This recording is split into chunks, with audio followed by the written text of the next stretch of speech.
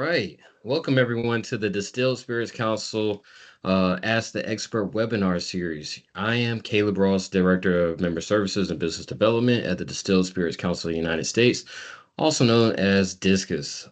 Today's topic is resilience and revenue, why e-commerce remains a growth engine for Bev Elk brands amid industry headwinds, with Josh Jacobs of Flaviar. We are recording this webinar so that it will be available on the events page of the Discus website as well as our YouTube channel. Just to give you a little bit about Discus, Discus is the leading voice and advocate for our members in the distilled spirits industry. Discus provides a wealth of resources and services, including this webinar series that aims to educate and to share relevant trends, ideas, resources, discussions, and opportunities. Recent webinars that we've hosted have covered the benefits of pursuing formal spirit education for members of the industry, the impact of tariffs on the hospitality industry and spirit producers, the latest in agave spirits, and we have upcoming webinars on navigating distributor relationships for craft distillers, which should be very impactful. All these webinars are available at distilledspirits.org/events. With that housekeeping being taken care of, I want to welcome today's speaker, Josh Jacobs, SVP of Strategic Partnerships with Flaviar. And before that, I want to go into our antitrust policy. Please be mindful of the Discus antitrust policy and refrain from discussing or exchanging information relating to one, pricing, marketing, or sales, costs or confidential plans regarding output or production, boycotting another company, not recruiting or hiring each other's employees or salaries, wages, or benefits, or any other competitively sensitive or proprietary business information. And with that, Josh, what are we talking here today? We are here to talk about industry headwinds. I'm just kidding. If you're like me, you are sick and tired of hearing about all of the industry headwinds. We're actually going to talk about something positive. We're going to talk about how growth is still possible in the industry today. And why are we so confident that growth is possible? Well, we're experiencing it at Flaviar. So last year or year over year, Flaviar and in its entirety grew about 35%. But when we zero in on our top partners on the checkout side, which is powering white label websites, our top partners had a staggering 58% growth year over year. And if we take a step back, what we're really seeing is a lot of brands are tightening the belt, no doubt about it. But the ones that have already experienced success online are continuing to make those investments and continuing to experience success. We're seeing that this is one of the few bright spots in the industry at the moment, but it's not all sunshine and rainbows, especially here at Flaviar. It's been a big challenge, a big uphill battle, because a lot of brands are still very new and getting acquainted with e-com. And when companies are tightening the belt and slashing budgets, testing new channels like ecom hasn't been a priority, but hopefully through the conversation today might open your eyes and maybe see some of these opportunities that existing Flaviar partners are taking advantage of today. And by the way, I just wanted to mention, let's make this conversational. We have a number of slides. It'd probably be about 15, 20 minutes of slides. We have a lot of time for questions. Fire off those questions throughout, Caleb, if you don't mind keeping an eye on them, and we can answer them as we go. And then, of course, there'll be time at the end as well. Yep. And Josh, and everyone else attending this webinar, I just want to say, please use the Q&A feature enabled at the bottom of your screen. And again, we'll look out for questions. We'll voice them and make sure that Josh has an answer for you. Perfect. Should we keep marching, Caleb? Definitely. Ready when you are. Okay. So I'll kind of just jump in. The way this deck is structured is we have three just cross-vertical trends that won't be new to you, but we're discussing how both Flaviar and Flaviar partners are taking advantage and how they're manifesting within the BevAlc industry. And there likely will be some learnings with these examples. And then we're going to get really nitty gritty around 3 digital marketing strategies that top partners and Flaviar are really prioritizing. So getting very tactical and also providing examples for those as well. The first, and this will not be news to anyone, health and wellness is a trend that we're seeing across verticals. Some of you might be thinking about, well, how does this apply to BevAlc?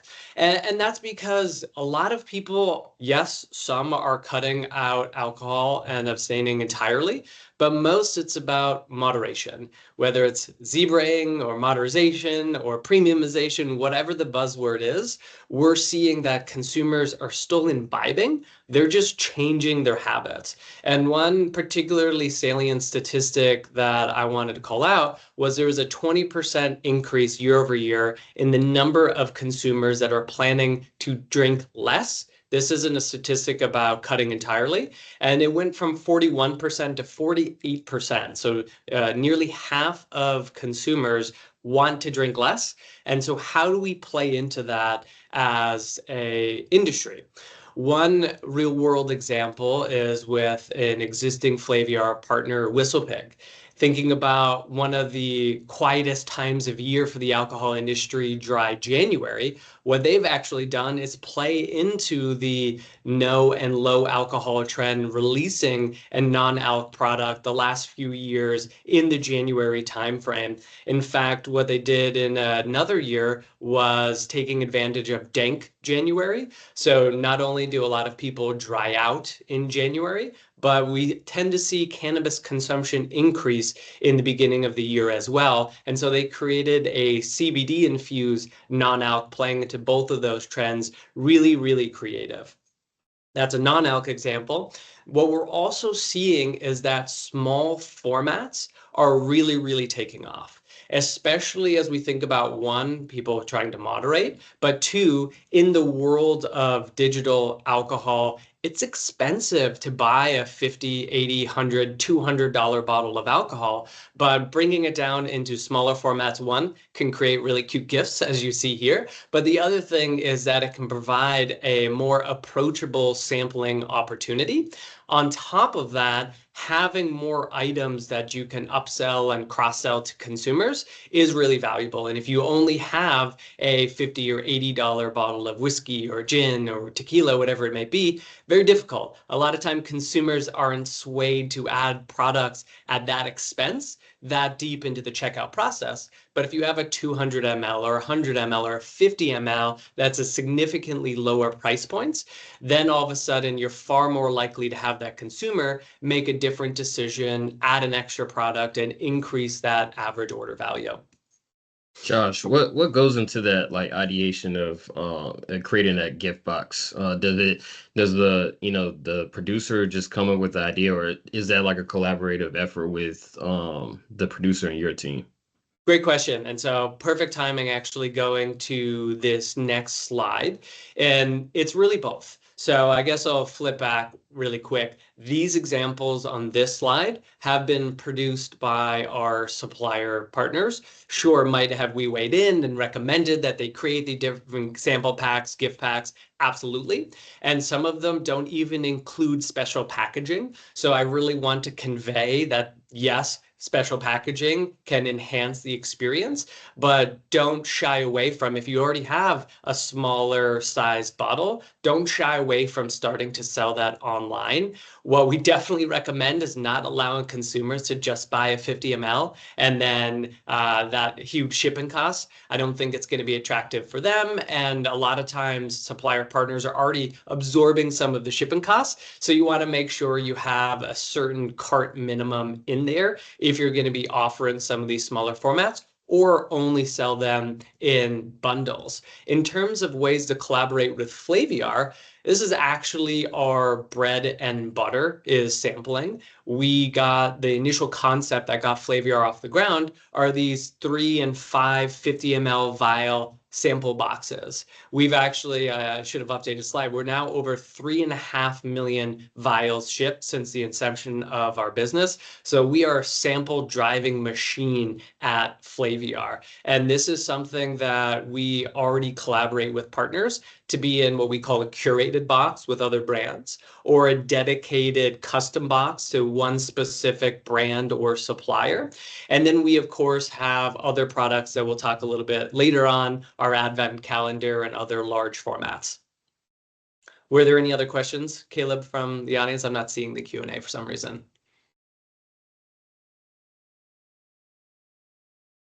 No questions yet. Okay, But cool. I did have a question about the small format tasting boxes. Sure. Are some of the producers, of course, they're sending them to just general customers, but are you seeing producers send this to like influencers or like different distributors or retailers to try to get the brand out as well too? Absolutely. So candidly, we haven't been as involved in sending samples to distribution and account partners, retail partners. But in terms of influencers, absolutely. You don't want to send just a bottle in a brown box to an influencer. If you really want to make an impression and have them scream from the rooftops about your brand, ensuring that soup to nuts, it's a very premium experience, primarily around that unboxing, is absolutely critical. And so there's a lot we can do on that front. And if you're going to invest the time and energy into develop an influencer kit, it also is going to make an awesome gift as well. So something that we've seen in the past are different cocktail kits developed for influencers, and then ultimately is a product that we add to our partners' shopping carts to sell direct to consumer as well.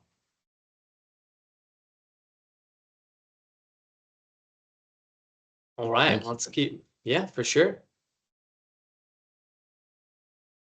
And so getting into the next section here, affordable luxury. Given the headwinds that I said we wouldn't talk much about, that maybe this will be the last comment about it, and just given general consumer sentiment around the economy, we are seeing this desire for affordable luxury, really, I'd say in that $50 to $100 sweet spot, especially as consumers are moderating. They're tending to drink better, drink more expensive.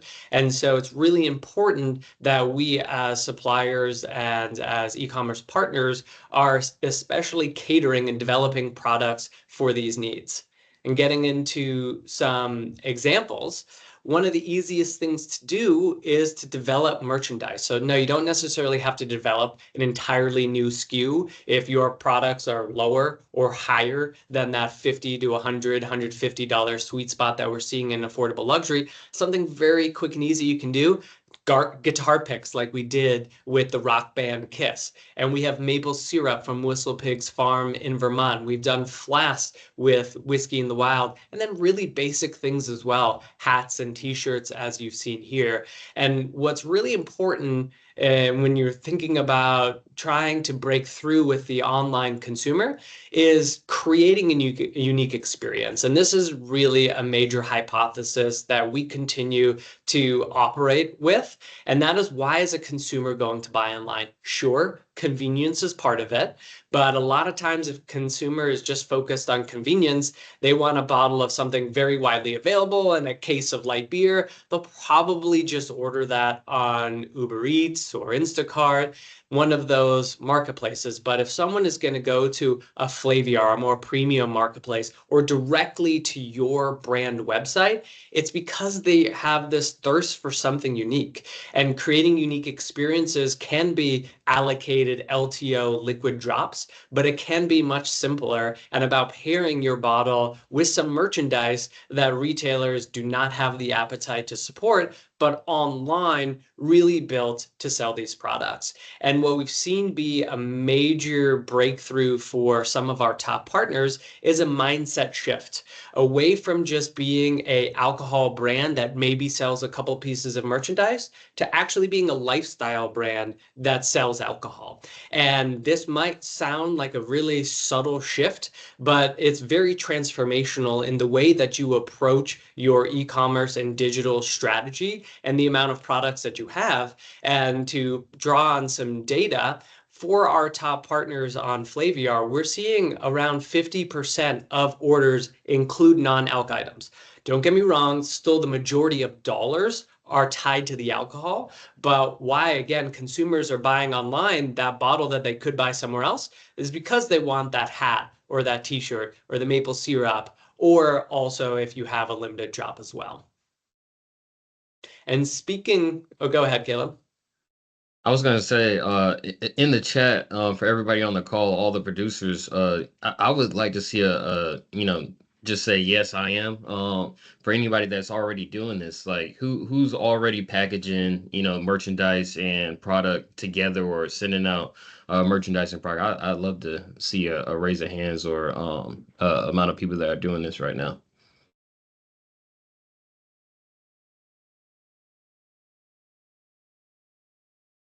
Influencer campaigns, Tamika. Okay. All right. Let's keep on going, Josh. Yeah, for sure. Appreciate everyone's participation there. Glad to hear that some suppliers are already employing these tactics. Seems like there's maybe some room for others to consider it as well. So merchandise, it's a very easy way to baby step into creating some affordable luxury, to creating some uniqueness and offering something that consumers can't get everywhere. Thinking a little bit more complex is limited drops. So a pioneer here is one of our partners, Westward Whiskey, where they have a spirits club where consumers put their credit card down, set it and forget it, and every quarter receive an experimental SKU. And when those experimental SKU drops come, consumers have an opportunity to add the evergreen, the core products as well. So this LTO campaigns and strategies should not solely be focused about moving those allocated bottles. We should also be thinking about how do we move some of those core products as well. And there are a lot of other brands. So we just launched the High West Club, for example, and some other partners have really started to effectively build up their club memberships. And Flaviar, we can speak to this firsthand. Our largest club right now, our Champions of Bourbon, we launched at the end of last year, and we're closing in on 10,000 subscribers at the moment. And so we have firsthand experience about the power of building these subscription programs. And what's really cool is we also offer sponsorship opportunities with our Champions of Bourbon, where we guarantee 4,000 depletions for any of our supplier partners. And there are other platforms beyond Flaviar that offer similar programs. And so, yes, building up your own program, very sustainable, more challenging, requires a larger investment, but keep an eye out for other platforms like Flaviar who have built-in audiences and built-in member bases that you can directly tap into.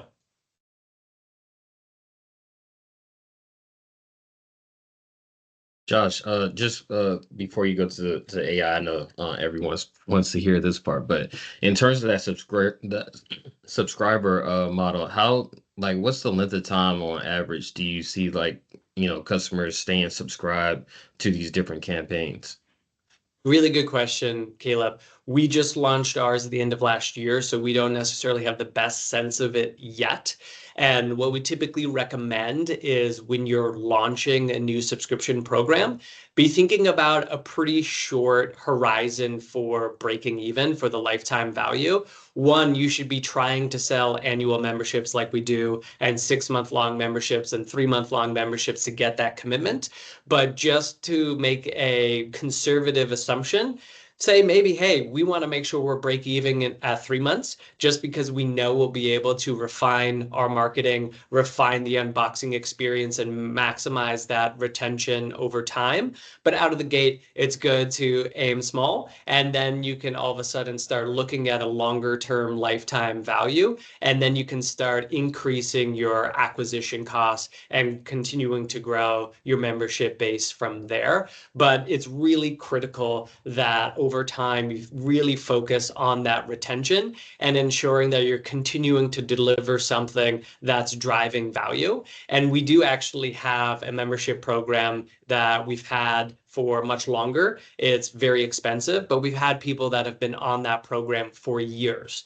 And how we've been able to do that is by creating choice and options and flexibility. Not always something you can do out of the gate, but as you continue to build up your membership, it's good to have an ecosystem of different subscriptions and options.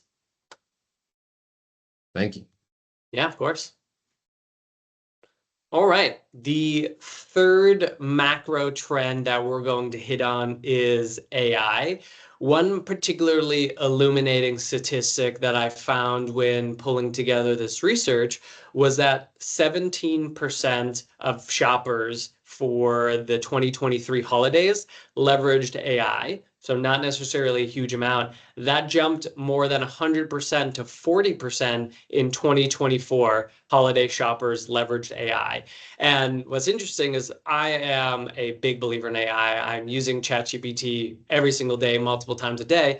But when I was pulling together this research, I hadn't thought about leveraging AI for gifting. And so that's clearly an emerging trend, and AI is infusing itself into really all aspects of life. And two real world examples. First is with Diageo. And what they created is this taste profile identifier, where as a consumer, you come in, you fill out a survey, and then Diageo makes recommendations of their products. Smart, really good idea. But what was even a better idea was after they had this taste profile, this survey live for a number of months, they were able to identify that there was interest and trends for a product that they had a gap for in their portfolio. And so they ended up creating a new SKU, and that SKU ended up becoming one of their top sellers very, very quickly. So a really savvy use of data. I don't know if that was their long-term plan out of the gate or if that was something that just emerged from analyzing the data. But really, really cool by Diageo. And not everyone has Diageo's budget. And so I wanted to talk about something that we're doing here at Flaviar. One, we are infused. Did you have a question, Caleb? So we do have a question from the chat. Salvation Spirits, they ask, what is the best software for a spirits club to hold sensitive information and customer club data?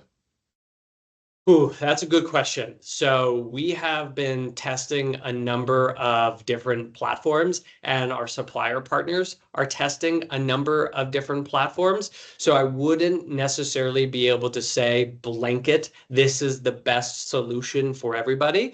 I will say Recharge seems to be maybe the strongest for getting started out of the gate, a pretty simple solution. As you continue to build up your subscription ecosystem, Recharge doesn't necessarily have the built-in functionality for offering all sorts of customizations, but for getting off the ground, Recharge is a good recommendation. And then if you're really starting to scale things up and you want to talk to us, we can have some other conversations about more customizable tools. Thanks, Josh. Yeah, of course. So jumping back into AI at Flaviar, we are leveraging AI across the organization that's not necessarily externally focusing. We actually have a internal SWAT team that we call DOPE, Department of Optimization and Automation and Profitability. And this DOPE group is thinking about how do we infuse AI into every facet of the business. In terms of externally facing use cases, well, because of some of our learnings around how consumers are leveraging AI for shopping, we actually launched Uncle Flaviar, which is a AI gifting concierge that you can interact with. It's very much an MVP, but there's all sorts of cool solutions that you can build and offer and launch on your website. So this is one of the first MVP iterations of Flaviar externally showing some of our AI chops, and there's absolutely more in the hopper as well.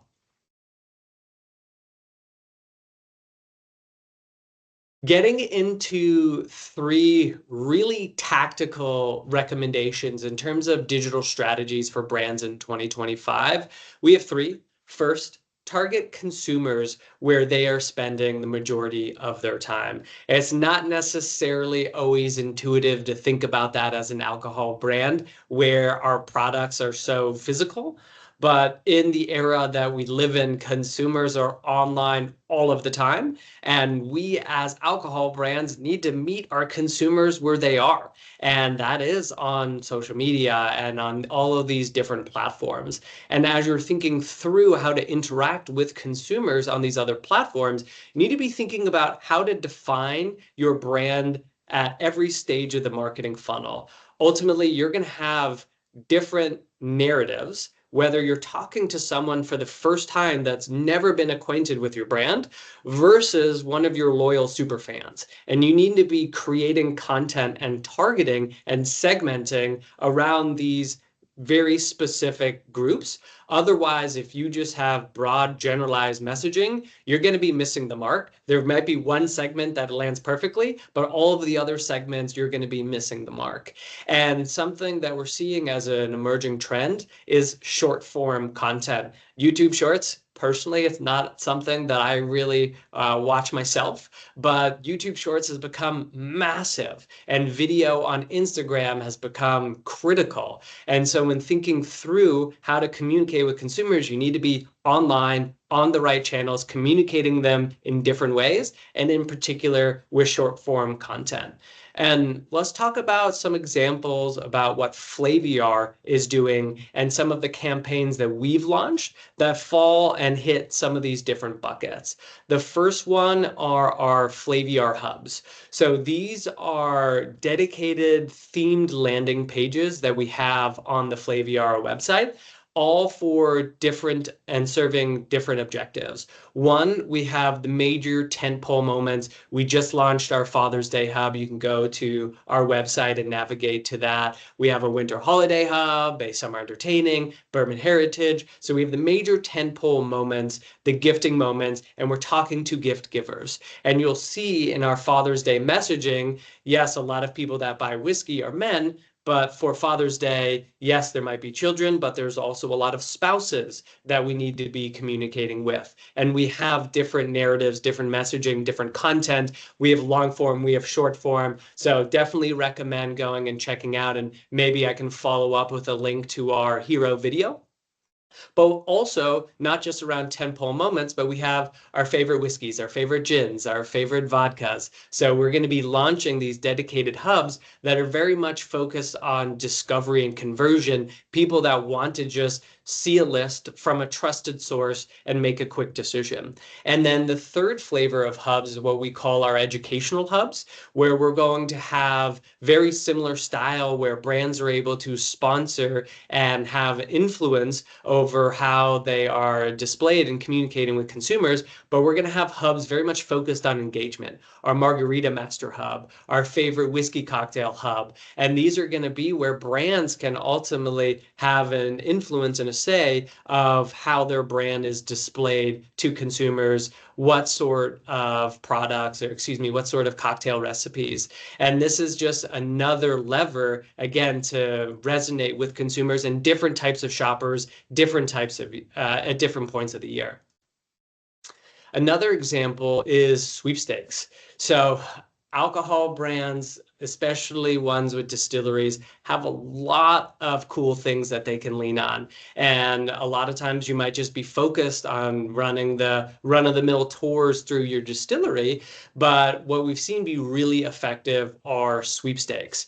Consumers are always clamoring for sweepstakes, especially if they can go visit some badass distillery, have some special treatment, meet with the master distiller, meet with the owners, get some behind the scenes tour. We've run a number of these. We've sent people to Scotland. We've also, as pictured here, we enabled someone to design a label. And so there was a label design competition and then an LTO created around that product as well. So really, really cool. And what I love about sweepstakes is it's a great way to build the CRM. The way that we offer sweepstakes at Flaviar is they're double opt-in, meaning we'll make sure that our community has eyeballs and there's a lot of attention on the sweepstakes. But not only will we capture email addresses, we'll share them with our supplier partners to feed into their automated email sales funnels and to continue building up their own digital programs. So sweepstakes often overlooked, but tend to be a very inexpensive way to build a lot of buzz and build growth on the CRM. I got And a question, Josh. sure. In terms of that data, are you also able to track, maybe you're not, but are you also able to track like the geolocation of like customers, like where those customers are buying from throughout the country? Absolutely, yeah. So data is king. A lot of our supplier partners are focused on driving sustainable growth, which makes a lot of sense. But we do have some supplier partners that are looking to dip their toe into the e-commerce world simply to procure and amass more data. Because with more data, we can ultimately realize, hey, instead of launching in this major market we were assuming made the most sense, wow, there's this much smaller market that our product seems to be resonating with. Let's change up our distribution strategy. Then, in terms of product development, understanding who is buying the product and what is the makeup and the demographics of that, that can alter it. Maybe your product is really resonating with females, for example. Well, then maybe you need to create a specific SKU with the right colors that even more caters to females. And then if you realize when you launch that product that females liked it because it was kind of in the middle, well, then you can always go back. And without access to the data, you can't make these adjustments. And when it comes to marketing narrative, e-commerce and digital is the most efficient way to collect responses where you can be testing imagery and videos and copy and different demographics to understand what is resonating and where, to your point, Caleb, with geography, is that resonating? And then that can guide virtually every facet of decision making within your organization. Thank you. Yeah. And the best example of leveraging all these different tactics that I've talked about, defining your brand at different stages in the funnel, meeting consumers where they are, and short form content is our large format tasting boxes. What's evolved to become the flagship product for Flaviar is our whiskey advent calendar. Last year, we shipped out 888,000 samples tied to our advent calendars. So it's 37,000 calendars, 24 samples each. And this year we're doing 44,000 calendars. So it's just an enormous, enormous project, and one that we talk about all times of year. So we're always focused on building hype and interest, and we're always looking to build the CRM and communicate also with previous purchasers of the whiskey advent calendar. Hey, did you get a sample of this last year? Well, do you want to buy a full-size bottle? And this manifests in physical, in digital, in video. We have PR, we have collaborations. Last year, we had a collaboration with the Hythe Hotel in Vail where you could actually sample some of these vials. And if you paid for the suite, for example, you actually got an advent calendar. And so the large format tasting boxes is such a massive program. So we're thinking about how to check the boxes for each of these people who's never purchased a whiskey advent calendar. How do we communicate with them? How do we get in front of them? And we're thinking through all of these elements when building our strategy and building our products. And that's the last slide. So I appreciate everyone listening in. Hopefully that was insightful, but we definitely have 20, 25 minutes if we want to open it up for more questions. No, thank you, Josh. And again, we have Josh on the phone right now. If you had questions about Flaviar, you haven't been able to reach out to him, and this is your chance. He's right here on the phone, ready to talk, ready to answer any of those questions. Just put them in the chat, put them in the Q&A. We'd love to hear from you, and I think the rest of the people on the phone would love to hear those questions as well too. Who's going to be brave and ask the first question?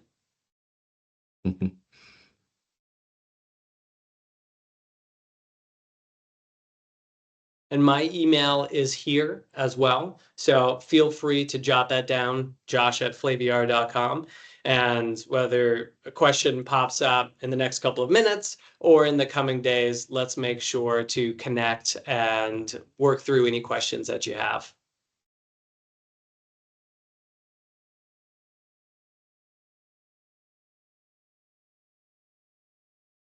Okay, Victor. Victor is asking, what's the best way to partner with Flaviar? It's a really good question, Victor. As you already got a sense of during this presentation, there's a myriad of ways in which we can partner together. And I'm not trying to deflect, but it really is a bespoke, tailored solution for every brand. So the best way, reach out to me. Let's get a meeting scheduled with our partnerships team. We like to understand more about your company, your objectives, your budgets, and then rely on our expertise to make recommendations. But then it's very collaborative from there. So usually we have an intro call. We talk at a very high level about most things, or as many things as we possibly do. And then we like to go deeper and deeper and deeper. So it's usually a series of phone calls as we hone in on what we believe together is going to be most impactful for your business.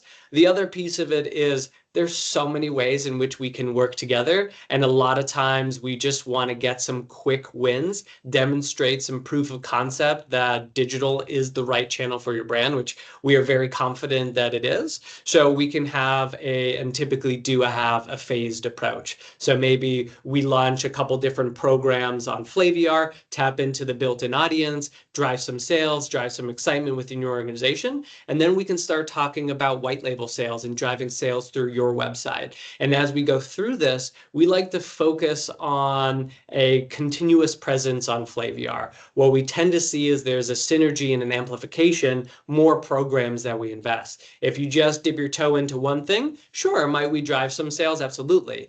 But if you're in the advent calendar and you're in the subscription box and you're in the hub and you're running emails, having this consistent presence is really, really valuable to keep your brand in front of consumers. And again, consumers will be at different stages and they need to be indoctrinated into your brand. And so it's important to not just get in front of them once, but get in front of them multiple times to eventually drive that conversion.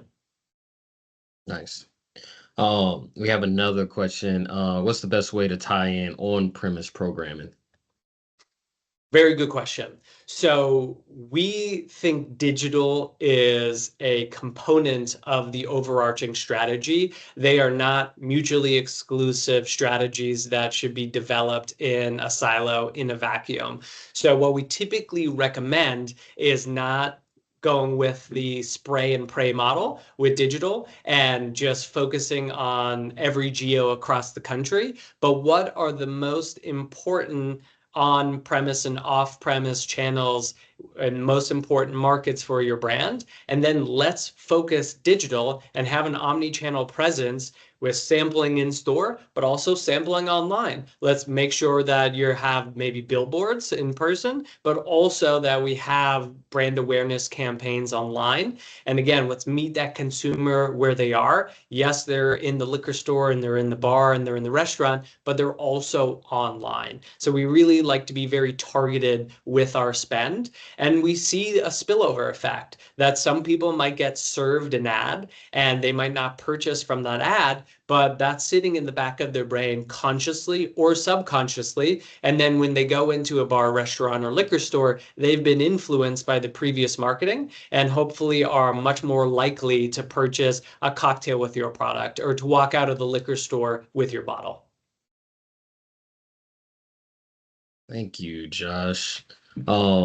We had a question. Will you be able to share the deck? We will actually be able to share the deck on our end. We'll send this deck to all of the participants. And then again, Josh's email is right here on this slide. Should be in the deck as well too. So you'll be able to contact him if you have any questions, follow-ups, and you're like, hey, like I wasn't able to ask that question. Just send him an email. Or if you want to reach out to Discus membership and have us connect you with Josh, we can do that as well too. All Do we I have ask is okay. don't sign me up for any spammy newsletters. Don't put my email. Even if you didn't like it, just don't do that to me. um do we have any other questions in the chat? And maybe while you think about that, I just want to remind everyone that we have another webinar next Thursday, same time. at 1 p.m. Tips and tools on navigating distributor relationships. It should be a very fun conversation, very insightful. You know, everybody wants to know what distributors to work with, how to navigate them. So definitely tune in. My colleague Luis has put the link in the chat, so hopefully you guys are geared up for that one.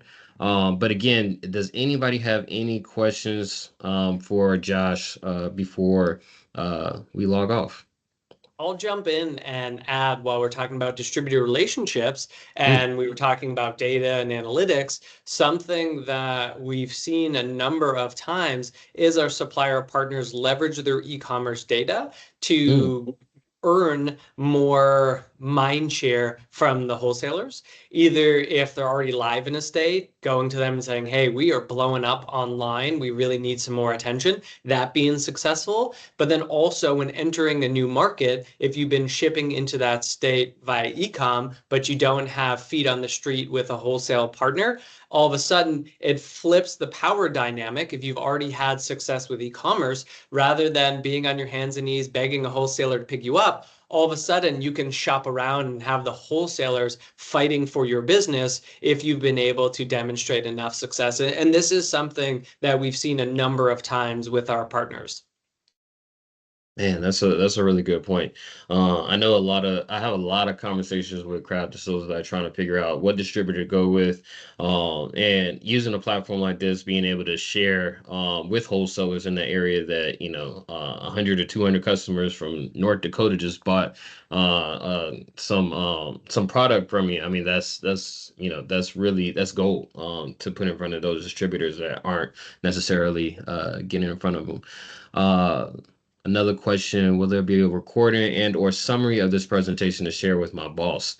I think the best way to get in front of your boss is having Josh talk to them. I think to answer your question, yes, there will be a recording and the summary will be pretty much the deck, but I think the best way to, get that to your bosses is to have Josh join that conversation and speak to you guys one-on-one.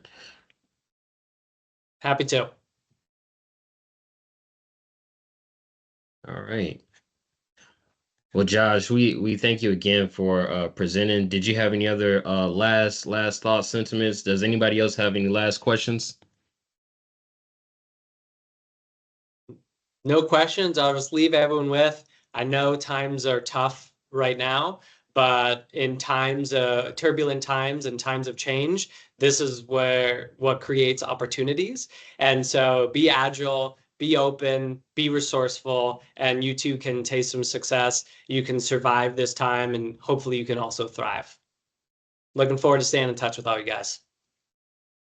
Thanks, Josh, and thanks for joining us on this another episode of this Ask the Expert webinar series. We appreciate your time. Thanks for everyone for joining the call, and this is the conclusion of our Ask the Expert series. See you, Have a great everybody. rest of your week.